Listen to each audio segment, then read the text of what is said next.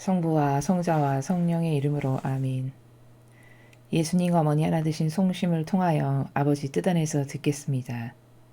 저희들의 눈과 귀를 열어주시옵소서. 아멘. 성부와 성자와 성령의 이름으로 아멘. 안녕하십니까. 하느님의 뜻 선교의 피아소녀입니다. 오늘도 하느님 아버지께서 주신 복음 말씀을 통해서 아버지께서 살고 계시는 그 영적인 세계와 다양한 신적인 질서들에 대해서 여러분들과 함께 학습해 보도록 하겠습니다. 2021년 5월 1일 부활 제4주간 토요일입니다. 요한복음 14장 7절에서 14절까지 말씀입니다. 주님 영광 받으소서. 그때 예수님께서 제자들에게 말씀하셨다. 너희가 나를 알게 되었으니 내 아버지도 알게 될 것이다. 이제부터 너희는 그분을 아는 것이고 또 그분을 이미 뵌 것이다. 필립보가 예수님께 주님, 저희가 아버지를 뵙게 해주십시오. 저희에겐 그것으로 충분하겠습니다 하자 예수님께서 그에게 말씀하셨다. 필립보야, 내가 이토록 오랫동안 너희와 함께 지냈는데도 너는 나를 모른단 말이냐. 나를 본 사람은 곧 아버지를 뵌 것이다. 그런데 넌 어찌하여 저희가 아버지를 뵙게 해주십시오 하느냐. 내가 아버지 안에 있고 아버지께서 내 안에 계시다는 것을 너는 믿지 않느냐. 내가 너희에게 하는 말은 나 스스로 하는 말이 아니다. 내 안에 머무르시는 아버지께서 주님의 일을 하시는 것이다. 내가 아버지 안에 있고 아버지께서 내 안에 계시다고 한 말을 믿어라. 믿지 못하겠거든 이 일들을 보아서라도 믿어라. 내가 진실로 진실로 너희에게 말한다.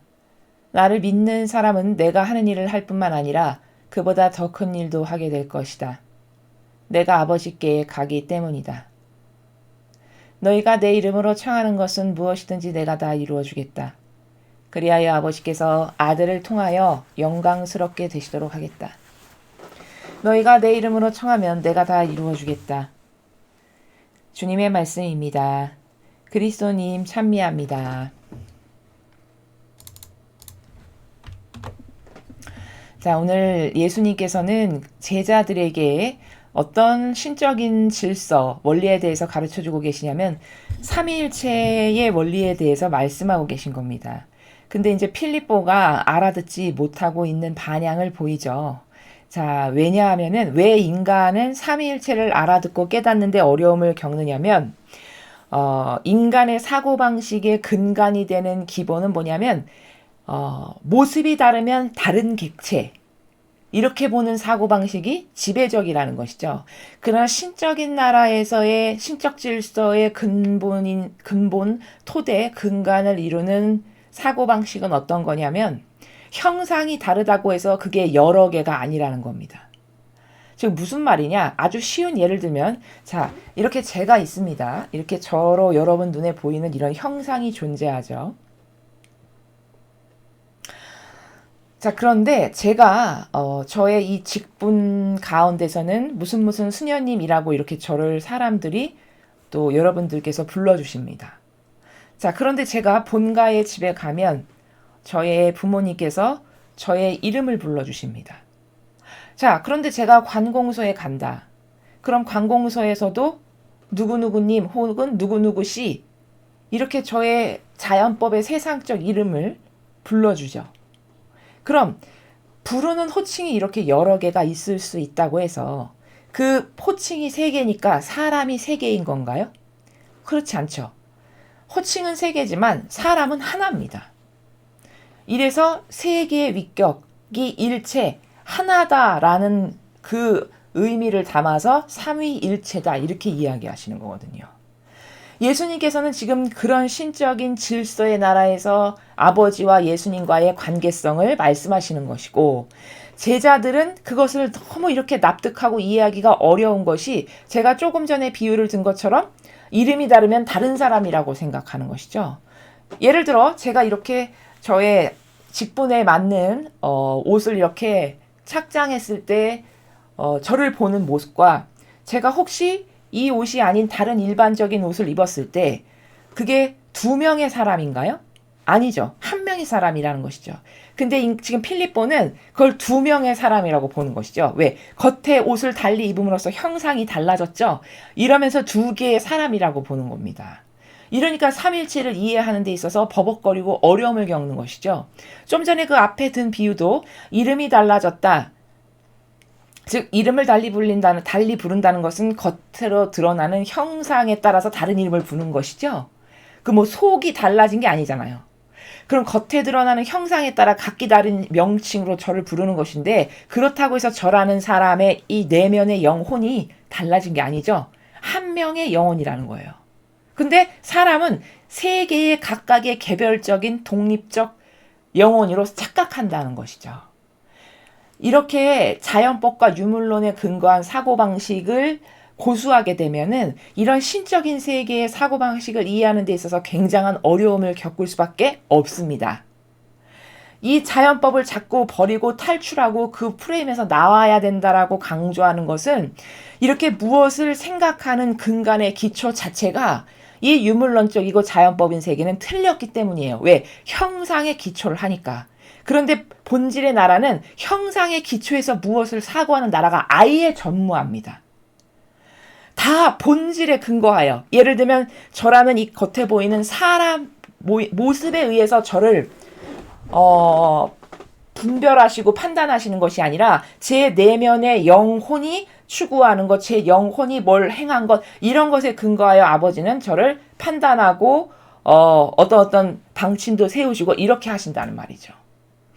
자, 이렇게 지금 예수님께서는 예수님과 아버지는 완전히 하나시다. 삼위일체의 그 세 가지의 위격이 어떻게 하나가 될 수 있는가에 대한 근원적 원리의 나라에서 말씀을 하고 계세요. 자, 보시겠습니다. 너희가 나를 알게 되었으니 내 아버지도 알게 될 것이다. 이제부터 너희는 그분을 아는 것이고 또 그분을 이미 뵌 것이다. 자, 이게 어떻게 성립되는 나라냐? 자, 예수님을 봤어요, 제자들이. 3년이나 동고동락하며 같이 다니고 먹고 마시고 배우고 가르침을 받고 잠자고 이렇게 했습니다. 그러니까 알게 된 거죠, 예수님을. 자, 그렇게 예수님을 알게 되었으면 아버지도 알게 될 거다. 그분을 사실은 아는 거고 이미 뵌 거다. 이렇게 말씀하셨어요. 그럼 도대체 저게 어떻게 가능해? 필립보는 이런 거죠. 예수님은 지금 저런 말씀을 하시는 근원이 되는 사고방식이 뭐냐? 자신의 겉의 형상에 치우쳐서 말씀하시는 게 아니라 내면이 아버지의 뜻으로 가득 채워져 있죠. 우리는 이것을 성심으로 가득 차 있다 이렇게 말씀을 드렸어요. 사실은 겉은 예수님의 그 육적인 모습이지만 내면의 영혼은 머리끝부터 발끝까지 즉 사고방식과 정신의 모든 세계가 아버지의 뜻으로 가득 차 계신 상태, 성심으로 가득 차 계신 상태란 말이에요. 그러니까 아버지를 뵌 것이 맞죠. 예수님을 봤으면 그 안에 계시는 아버지를 뵌 게 맞아요. 이 본질의 사고방식에 의하면. 근데 필립보는 주님, 저희가 아버지를 뵙게 해주십시오. 저희에겐 그것으로 충분하겠습니다. 이렇게 얘기를 해요. 이게 뭐냐? 동문서답을 하는 거예요.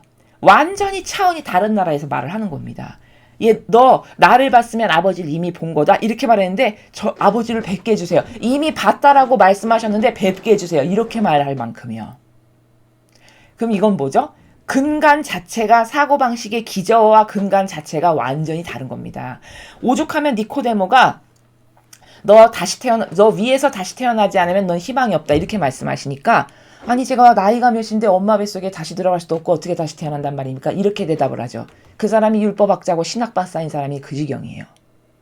그럼 이게 뭘까? 본질의 나라를 전혀 모른다는 말이죠. 그 신학박사인데도 불구하고 그 당시에.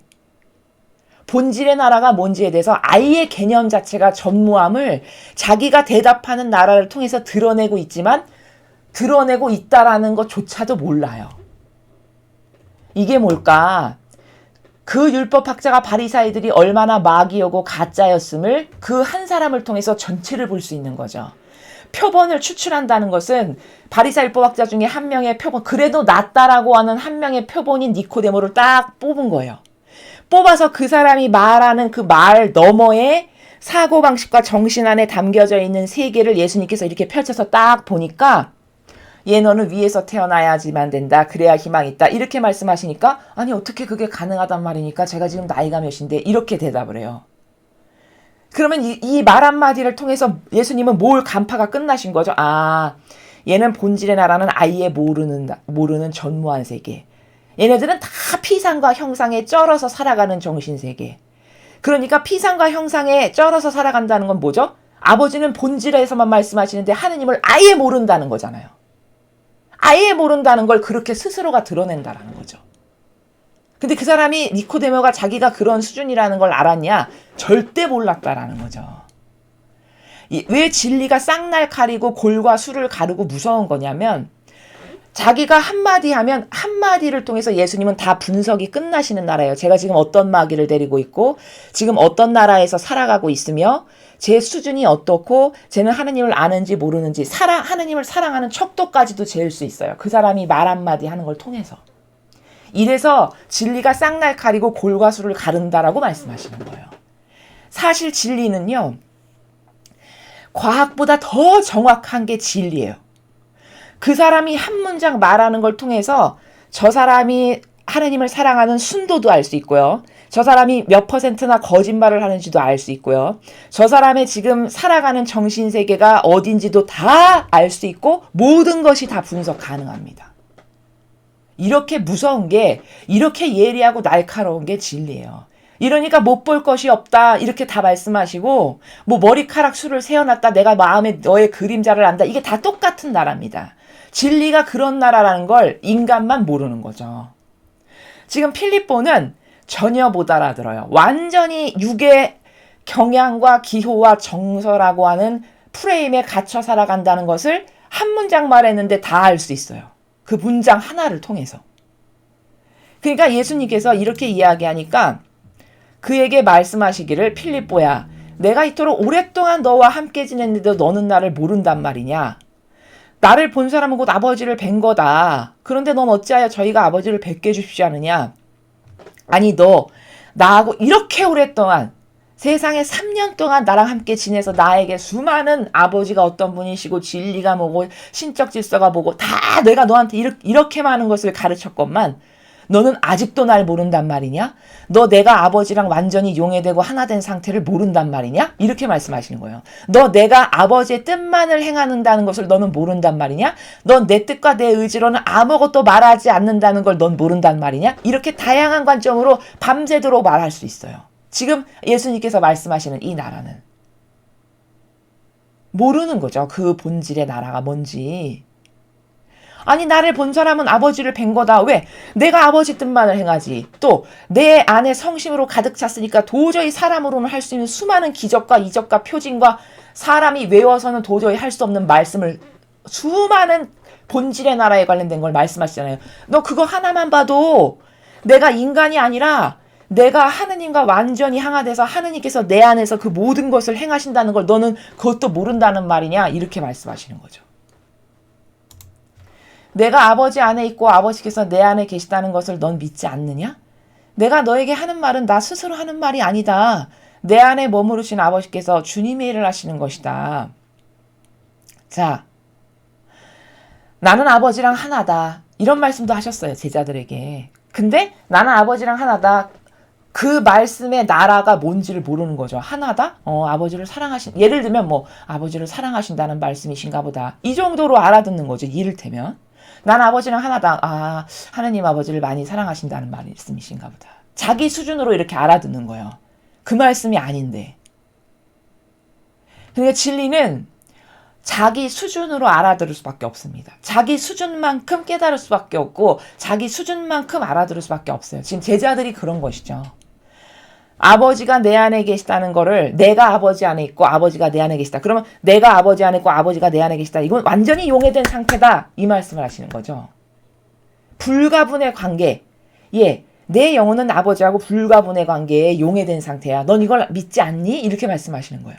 내가 지금 너희들에게 하는 수많은 진리에 관련된 아버지의 뜻을 전하는 기타 등등 이 모든 거 내가 내 뜻을 말하는 게 아니야. 내 영혼 안에 살아계시는 아버지의 영께서 당신의 일을 하시는 것이다.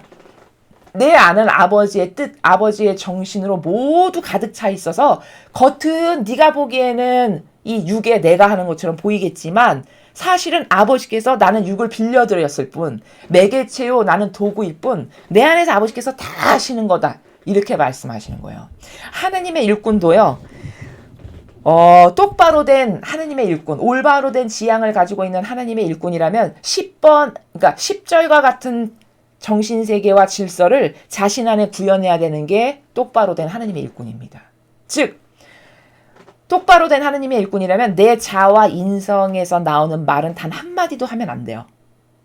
나는 그냥 단순히 도구요 매개체로서의 빌려드리는 역할만 할 뿐 나를 완전히 하느님 아버지의 영께서 차지하셔서 내 안에서 아버지께서 마음껏 뽑아 쓰셔서 모든 것을 말씀하실 수 있도록 하는 영적인 환경을 단순히 나의 육이 만들어 드릴 수 있냐 없냐, 이것이 그렇게 나의 자아를 하나도 안 쓰고 나의 육이 단순히 아버지의 도구로서 충직함으로 내어드릴 수 있다. 그럼 이거는 올바로 된 하느님의 일꾼의 직분을 수행하는 거고, 만약에 그렇지 못하다. 그럼 이거는 하느님의 일꾼이 아니고 사실은 도둑이요 강도예요. 예수님께서 말씀하시죠. 도둑이요 강도라는 단어를 쓰시잖아요. 그게 도둑이요 강도가 된 거예요. 10절의 나라는 예수님만 이렇게 하시는 게 아니라 하느님의 일꾼이 되고 싶고 그래서 자원한 봉사자라면 다 10절과 같은 정신세계를 또 다른 제2의 예수님과 성모님으로서 구현해야 되는, 그게 진짜 하느님의 일꾼이라는 겁니다. 그러니 자기 거 제대 위에서 말한다. 만다. 나 신학생 때 뭐 무슨 경험담 얘기한다. 정치 얘기하고 경제 얘기하고 이상한 깔깔대는 유머 얘기한다. 이거는 다 10절에 나오는 말씀하시는 예수님께서 아버지의 뜻을 구현하시는 이런 프로세스의 정신세계랑 완전히 다른 거죠. 다 육적 자기의 경향과 기호를 따르고 그걸 우상시하는 변질된 하느님의 일꾼이지, 그건 절대 하느님의 일꾼이 아니다라는 걸 검증도 할 수 있어요. 이렇게 이 말씀을 통해서. 내가 아버지 안에 있고 아버지께서 내 안에 계시다고 한 말을 믿어라. 믿지 못하겠거든 이 일들을 보아서라도 믿어라. 자, 이제 하도 안 되니까 이거를 납득시키거나 이해시킬 수가 없으니까, 이해하는 게 불가능하니까 차원이 낮아서 제자들에게 어느 정도로 낮춰서 이해할 수 있게끔 설명하시는 거냐면, 아버지께서 내 안에 살아계시다는 걸 너희가 잘 모르겠다고? 야, 그러면 이걸 봐서라도 너가 믿어야 돼. 내 안에 아버지의 영이 가득하시다는 걸 뭘 봐서 믿어야 되지? 내가 도저히 인간으로서는 할 수 없는 이런 엄청난 기적들을 매일 행하지, 수많은 영혼들에게 막 심지어 죽은 사람 살리고 막 절름발이 뭐 중풍병자 눈머니 귀머거리 다 예수님께서 다가가셔서 아버지께 기도드리면 다 나아요. 다 치유가 돼요. 원래대로 복원이 돼요. 다. 그럼 이거 사람이 할 수 있는 건가요? 이건 사람은 절대 할 수 없는 불가침의 영역이야. 절대 할 수 없는 초자연적인 영역이에요. 인간으로서는 그렇게 할 수 없는. 그럼 예수님께서 행해서 맺으신 그런 열매를 봐도 저 안에 하나님께서 살아계시는구나. 이거를 알 수 있죠. 결과를 보면 역으로 추적해서 어떤 것인지를 가늠할 수 있는 이 정도의 지력은 돼야 되잖아요. 지금 그 말씀을 하시는 거예요. 잘 모르겠어. 내 안에 아버지께서 살아계시다는 걸 못 믿겠단 말이지. 야, 그러면은 내가 한 이런 수많은 기적과 이적과 표징들을 봐서라도 너는 믿어야 된다. 아버지께서 내 안에 살아계시다는 걸. 이렇게 말씀하시는 거예요. 이 지경까지. 그러시면서 덧붙여서 말씀하시죠. 내가 진실로 말한다. 나를 믿는 사람은 내가 하는 일을 할 뿐만 아니라 그보다 더 큰 일도 하게 될 것이다. 내가 아버지께 가기 때문이다. 자, 12절의 나라는 어떤 나라를 말씀하시는 거냐면, 나를 믿어. 내가 하느님의 아들 그리스도이시고 내 안에 아버지의 영께서 내 안에 살아계셔서 나랑 아버지는 하나다라는 거를 너가 믿어. 그러면 지금 내가 이렇게 아버지의 일을 하는 것을 너도 하게 될 거고, 심지어 그보다 더 큰 일도 하게 된대요. 왜냐? 어떻게 더 큰 일도 하는 게 가능하냐? 내가 아버지께 가기 때문이다. 아버지께 가는 거랑 내가 더 큰 일을 하는 거랑 무슨 상관인가? 우리 이렇게 생각이 되잖아요. 이건 어떤 차원을 말씀하시는 거냐면, 예수님께서 아버지께 가시면, 부활해서 승천해서 아버지께 가시면 어떻게 하신다는 거를 말씀하시는 거냐면, 대표적으로 얘네들이 이렇게 아버지의 일을 하려고 제가 아버지께서 허락하셔서 뽑은 제자들인데, 이들이 아버지의 일을 잘 할 수 있도록 이런 자비 이런 것을 베풀어 주세요. 이렇게 예수님께서 아버지께 가서 청하고 말씀드리겠다라는 거예요. 그러면 아버지께서 허락하셔서 그 은총을 주시면 예수님보다 더 큰 일도 그들의 반향의 크기에 따라 그들이 믿는 정도에 따라 하게 될 수 있죠. 바로 그 나라를 말씀하시는 거예요. 이 나라 알아들었을까요, 제자들이? 지금 필립보 같은 수준이면 못 알아들었을 거라고 확신합니다. 그렇죠? 필립보가 예수님과 아버지께서 어떻게 하나라는 말씀이시지? 이것도 지금 이해가 안 가는 나라에서 살잖아요. 정신 세계가. 그럼 12절의 말씀은 당연히 못 알아듣겠죠. 그러니까 내가 이제 십자가에 못 박히시고 돌아가시고 부활하시고 이제 지상에 잠깐 오셨다가 다시 생천하셨잖아요. 이렇게 해서 내가 아버지께 가지. 그럼 내가 너희들을 위해서 아버지께 청원드리고 기도하고 염원하고 쟤들이 사명을 잘 행할 수 있도록 내가 이렇게 아버지께 다 말씀을 드릴 거잖아. 그러면 아버지께서 은총과 그걸 잘할 수 있는 축복을 주시겠지. 근데 무작정 주시냐? 너가 믿는 만큼. 그러니까 믿는 사람은 이렇게 말씀하시는 거예요. 너가 믿는 것만큼 나를. 또 너가 갈망하는 것만큼. 네가 신뢰하는 것만큼. 아버지가 도와주시면 이런 사명도 다 할 수 있어. 또는 아버지 저도 예수님처럼 산이생제물로 잘 살 수 있게 도와주세요. 이렇게 올바른 갈망을 하게 되면 너는 더 큰 일도 할 수 있다. 네 갈망의 크기에 따라 네 믿음의 크기에 따라. 왜? 내가 아버지께 나까지도 너를 도와달라고 청원드리니까. 이렇게 말씀하시는 거예요. 너희가 내 이름으로 청하는 것은 무엇이든지 내가 다 이루어주겠다. 그리하여 아버지께서 아들을 통하여 영광스럽게 되시도록 하겠다. 자, 13절의 나라는 또 무슨 나라인가? 자, 예수님의 이름으로 청한다는 건 도대체 뭘까요? 제자들이 이제 직분으로 사명을 수행하는데 예수님의 이름으로 청한대요. 그럼 제가 이름은 뭐라고 말씀드렸죠? 이름은 사명을 뜻한다고 말씀드렸어요. 그러면 예수님의 사명으로 청하는 것은 이 말이잖아요. 다시 말하면.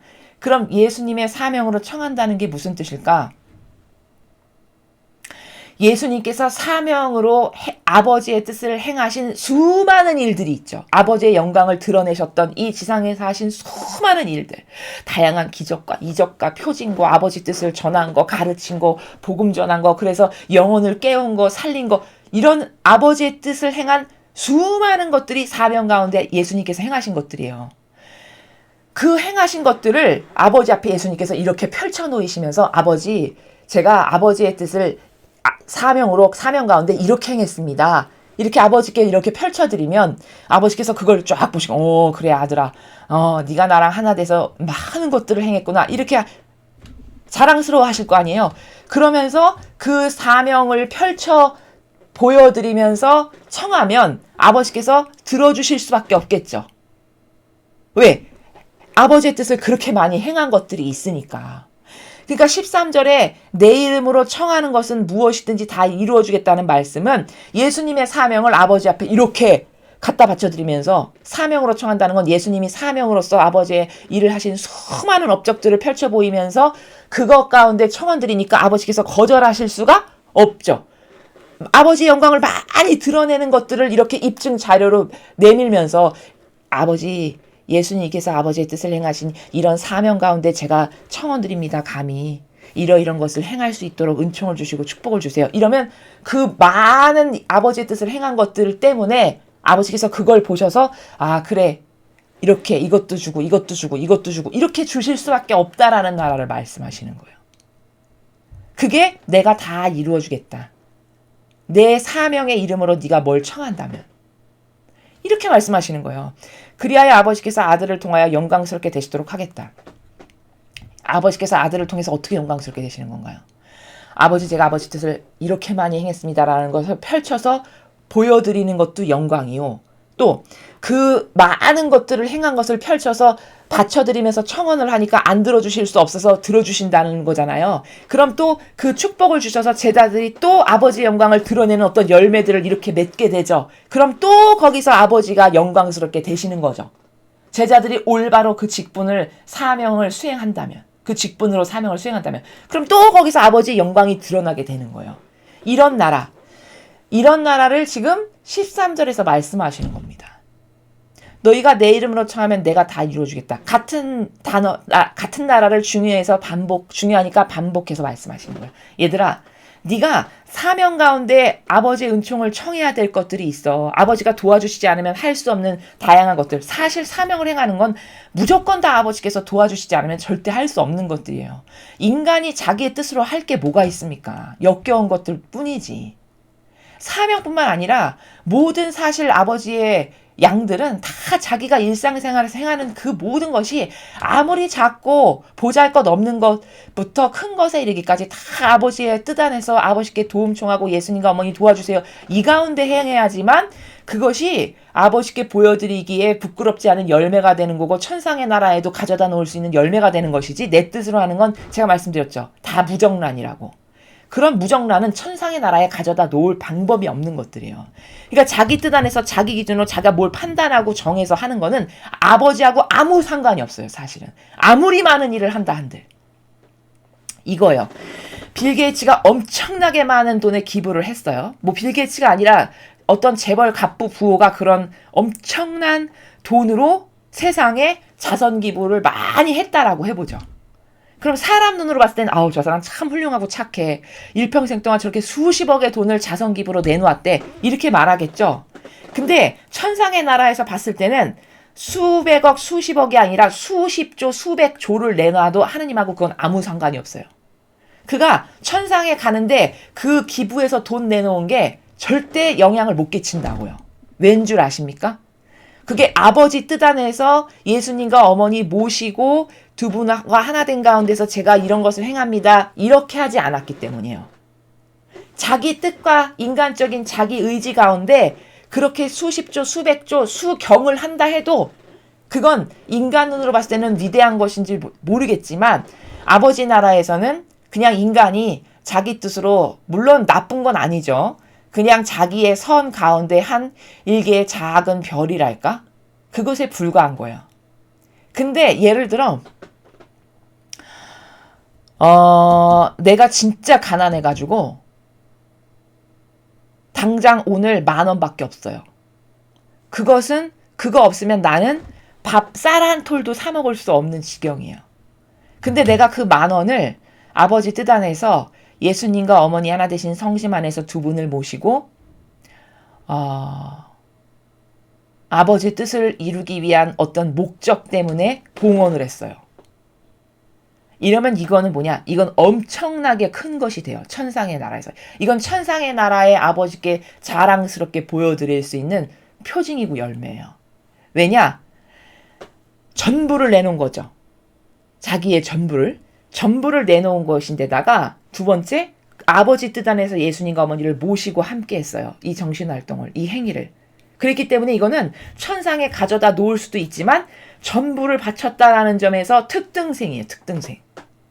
이래서 이건 사람 눈으로 봤을 때 그까지 10,000원 웃긴다라고 생각할지 모르겠지만 그거는 유물론적인 인간이 봤을 때 그런 것이고 아버지는 이런 전부를 좋아하세요. 그리고 아버지 뜻 안에서 무엇을 행했다라고 하는 것 때문에 이거는 천상의 나라에 가져다 놓을 수 있다는 거예요. 그러나 인간은 어떻게 생각할까요? 수십조의 봉헌을 한 그 사람이 더 큰 일을 훌륭하다 진짜 멋있다 라고 본다는 거예요. 이렇게 다른 거예요. 본질과 형상의 죄악의 인간이 뭘 기준하는 것과 본질의 나라에서 사시는 아버지께서 뭘 보셔서 분별하시고 판단하시고 판별하시는 것은 완전 달라요. 그래서 내 이름으로 청하면 다 이루어주겠다. 예수님의 이름으로 청한다는 건 뭘까? 사명으로 청한다는 건데 예수님께서 사명 가운데 행하신 수많은 업적들을 아버지 앞에 쫙 펼쳐놓고 아버지 보세요. 아버지 영광을 드러낸 이 수많은 일들 가운데 제가 청원드립니다. 저도 제 사명을 행하는 데 있어서 이런 은총과 아버지의 자비가 필요하시니 저를 좀 도와주세요. 그런데 여기서 하나 또 중요한 건 뭐냐면 하느님의 일꾼이다. 그게 특별히 청하는 사람이. 그러면 그것을 청할 때 아버지 저 이런 축복이 필요한데 이 아버지의 뜻을 행하는 데 있어서 근데 제가 아버지께서 주시는 이 축복을 절대 저를 위해서 쓰지 않고 완전히 저를 배제시킨 가운데 아버지와 이웃만을 위해서 아버지께서 주시는 은총을 쓰겠습니다. 이러면 더 탁월한 거예요. 그 청한 것을 아버지께서 반드시 주실 수밖에 없는 아주 핵심이 되는 키포인트를 콕 집어서 말씀드린 게 돼요. 이런 어떤 비법이 있고 비밀이 있는 거거든요. 천상의 나라는. 그래서 이렇게 자기를 위해서 하나도 안 쓰고 너는 무엇이든지 다 무한히 갖다가 다 쓸 수 있다라고 말씀하신 게 천상의 책에도 나오죠. 그래, 너가 내 일을 해본다고 해서 하느님의 일꾼이 되겠다라고 해서 내가 내 곳간에 그 몸과 풍요가 가득 차 있는 곳간의 열쇠를 너한테 줄게. 그래, 단지 조건이 있어. 내가 너한테 내 풍요의 곳간의 열쇠를 너한테 주기는 하는데 그 열쇠를 조건이 하나 있는데 너를 위해서 너는 완전히 배제시키고 너를 위해서는 안 쓴다고 하면 그러면 너는 그거 올바르게 쓰는 거다라고 말씀하신다는 거예요. 그러면 넌 가져다가 무엇이든지 다 가져다 써도 된다. 이게 아버지가 특히 그게 하느님의 일꾼일 경우에 그 원리는 반드시 적용돼야 돼요. 그렇지 않고 곳간의 열쇠를 주어주셨는데 거기에 나노 하나만큼이라도 나를 위해서 쓰는 게 있다. 이러면 도둑과 강도가 되는 순간이에요. 그래서 오늘 이 말씀은, 이 요한복음은 삼위일체가 도대체 어떤 원리의 나라인가, 그 나라가 근원이 뭐냐, 근간이 뭐냐, 그건 본질이 하나면 하나다라는 거예요. 즉 근원이 하나면 하나로 보는 거예요. 천상의 나라는. 근데 인간은 형상의 개수에 따라서 여러 가지로 보죠. 그쵸? 근데 본질의 나라는 그렇게 안 본다는 거죠. 그래서 삼위일체론을 이 근거 하에 완전히 이해할 수가 있어요. 그러니까 위격이 세 개이시지만, 즉 행하시는 일들이 다르지만 속은 똑같이 아버지의 뜻으로 완전히 하나 된 상태. 이러니까 세 개의 위격이 일체, 하나다 라고 해서 삼위일체예요. 여기는 성모님까지도 사실은 포함돼요. 성모님도 내면이 아버지의 성심으로 완전히 하나 되신 분이거든요. 사람 눈으로 봤을 때는 예수님과 성모님이 각각 개별적 두 개로 인식을 하는 거예요.